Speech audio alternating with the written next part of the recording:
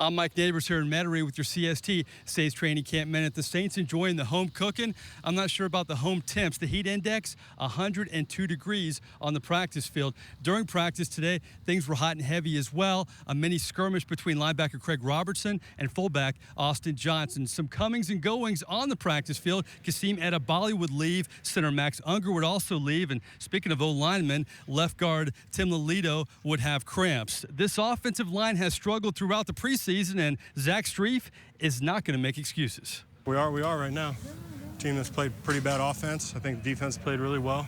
Done a really good job getting after people, and we've been anemic. And look, there's no excuse for that, no matter the time of the season. We're just getting started here at camp. Of course, we have a camp show tonight. For times, log on to coxsportstv.com. I'm Mike Neighbors here in Metairie with your CST Saints Training Camp Minute. You're watching CST.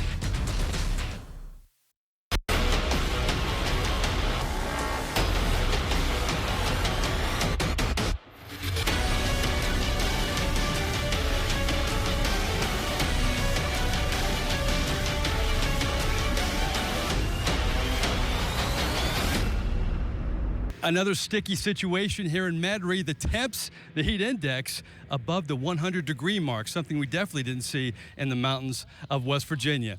Good evening, everybody. I'm Mike Neighbors, continuing CST's coverage of Saints Training Camp 2016. Now, the weather was hot, but the action between the lines, hot as well. For the first time since the Saints returned to Louisiana, we had a little skirmish between linebacker Craig Robertson and fullback Austin Johnson. Now, Robertson, busy out here today. He has seemed to make a play each and every day this camp. He intercepted Garrett Grayson. Willie Snead with the catch of the day, but it wasn't all good news. We had a few Saints leave the practice field once it got going.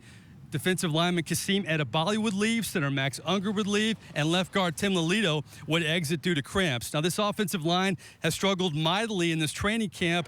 Exhibit B, their performance against the Texans. Even without J.J. Watt, Jadeveon Clowney gets by Andrus Peat for this sack, but the leader of the O-line isn't making excuses. Look, there's never an excuse for playing like we play. We had 57 yards in the first half. There's way too much talent on this team to have a half like that. So I don't want to try to find a reason or an excuse other than we didn't play worth a darn at all, and we've got to be better. And again, we've got to work our tails off this week, and we got to play better this week. It's a work in progress right now. I mean, we're working to improve, and obviously we got a lot of room to improve. I don't think by any means we feel like we played well enough last week, and yet today was better, but listen, we got to keep working at it, keep getting better. I don't get discouraged, though. As much as the offensive line has struggled in this camp, well, that's as good as this Saints defense has been. They have exceeded everybody's expectations, but have they exceeded their own? No, not at all. You set your standards high. I mean, there's so many things that we have to do.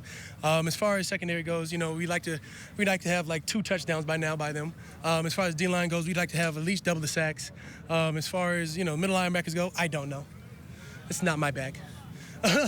That being said, they look like they're moving a lot better. They're filling gaps faster. There's a lot less of indecisiveness, and I think that goes just from preseason 1 to preseason 2. And I'm excited to keep on evolving. Back to the offensive side of the football. At this point last season, everybody was excited about the potential of C.J. Spiller, but he missed a lot of training camp and wasn't really a factor during the year like everyone would have hoped. Many thought he would be the next Darren Sproles, but a year later, he's healthier, happier, and ready to live up to expectations. I mean, it felt good. I mean, last year was, didn't really have to have a training camp because of the injury, but to get out there this year, felt good to run around and continue to try to get the playbook down and get some timing down. So it was a good thing this camp so far. Yeah, last season, CJ was often MIA. Sure, he played in 13 games, but only totaled 351 all-purpose yards with a mere 2 trips to the end zone. But this camp, Spiller's quicker, and everyone around him has taken notice. You can see his burst, and you can see that the strength has come back in that leg. And so, he'll play a lot Saturday and get a lot of work this week. But you can see noticeably the strength in his movement. Cooks and company know a better spiller will make for better numbers for everyone. CJ is counting on better results than an offense he sees great potential in. We're pretty good right now, but I think every guy tell you on both sides of the ball that we're not where we want to be yet. We still got some stuff that we need to clean up before the season starts. There's still a lot of work that need to be done before that first regular season game. Before he arrived in New Orleans, Spiller battled injuries, overcoming many setbacks in his 5 years in Buffalo, where he hasn't played in 16 games since the 2012 season. I'm always excited. Anytime you can go into a season healthy is always a plus. That's the main thing. But, there's still work to be done before the season starts. So I just got to continue to get better, continue to do what I need to do necessarily to make sure I'm ready to go. Feeling better, feeling faster, and getting a better feel for the Saints offense, CJ Spiller is poised to be this offense's comeback player of the year. CJ's had a couple good weeks here. Just talk about his comfort level compared to last year. You have practiced with him. You've known what he's gone through. He's coming back into himself.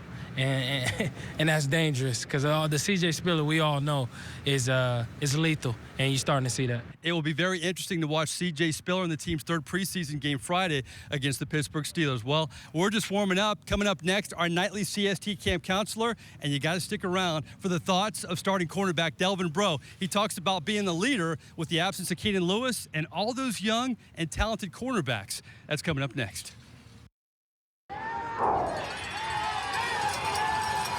Welcome back to Metairie. CST's coverage of Saints Training Camp 2016 continues. Time for our nightly camp counselor, another good one. Saints starting cornerback Delvin Breaux. You ever been a camp counselor before? You ready for this? No, but I'm ready. All right, let's just talk about what a difference, it's a cliche, but what a difference a year makes for you in so many ways, beginning with tenure in the secondary. With Keenan Lewis gone, you're all of a sudden one of the big veterans on this team. Yeah, man, that's pretty exciting news, but, everybody in the secondary is the number one to me, so we all just have to continue to keep our head down, keep working, and keep pushing each other each and every day. You've had a great training camp. Seems like you make a play out there every day, whether it's West Virginia or your many stops to Metairie. Just talk about your confidence level after a great year like you had last year. I just been crafting, working my craft each and every day during the off season and putting it into OTAs and mini camps. So every time I get a chance to make a play on the ball, I try to make that play because in game time situations, the ball may come to you. I want to feel confident and have that ability to know I'm about to make this play. So it's just been good, man. I'm getting much more comfortable having Eric Glenn in my back pocket and teaching me each and every day on my technique and making it, the greatest. I mentioned Keenan Lewis. Here you are, two guys from the state of Louisiana. I know you had a close relationship with him.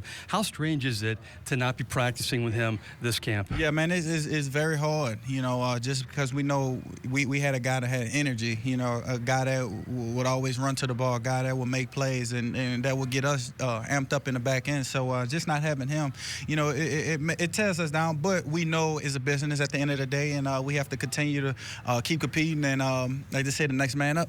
The way you played last year, just coming into the NFL, how much better can you be this season? I can be, man, look, my goal is to be at the top of my game.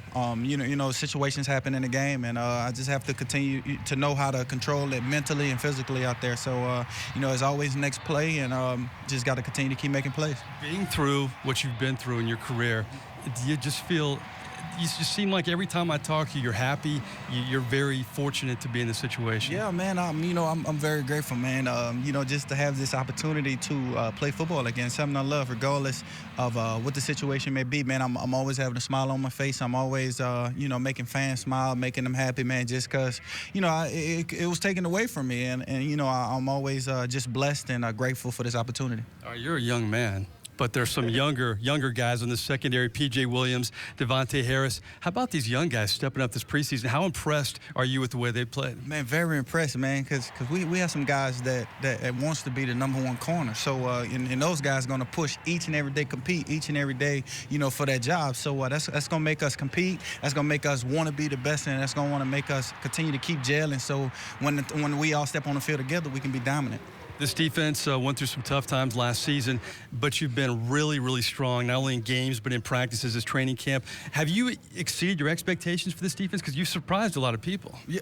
Well, I know what I can do. You know what I'm saying? I know what I can do, man, so as far as my skills-wise. But, you know, just having the fans and a lot of people out there finally starting to know that, all right, now this kid, number 40, he really can play. So I just have to go out there and continue to keep staying humble, continue to keep working my craft, and continue to keep making my plays. I mentioned the young guys. You seem like a leader, a born leader. You can just talk to these guys, take them aside. Are you comfortable in that role? Yeah, very comfortable, man. Man, you know what? Back in high school, man, you know, I was a junior, and I had younger guys coming up asking me questions and wanting to learn this and wanting to be the best. So from that moment on, that's when I knew I can be a leader. And football helps me, you know, be that guy, you know. So now it's much easier here when I have, you know, guys like Harris and Crawley and Pruitt come up asking me questions and how can I take this technique away from this receiving, stuff like that. So I think it's pretty cool, man. How much fun is it not only being in the NFL, but being in your home state and just having family and friends watch this whole story? Man, it's amazing, man. It's a dream come true, man. And you know, sometimes it's still unbelievable for me. But at the end of the day, man, I know where I'm at. I know what I need to do, and I know that I'm always have my family and friends support me on any decision I make. So it's awesome. Delvin Breaux, Quality Camp Counseling. I appreciate your time. Thank you. All right, still to come, our quote of the day surrounds Sean Payton and his left guards, and the competition may be surrounding climate. You want to? Welcome back to Metairie. CST's coverage of Saints Training Camp 2016 continues. You know, on the offensive side of the football, not a lot of starting jobs up for grabs with the exception of left guard. You have Tim Lelito and Senio Clemente fighting for that starter spot. Sean Payton still hasn't made a decision, and today, in our quote of the day, has an interesting barometer on how he may make that call.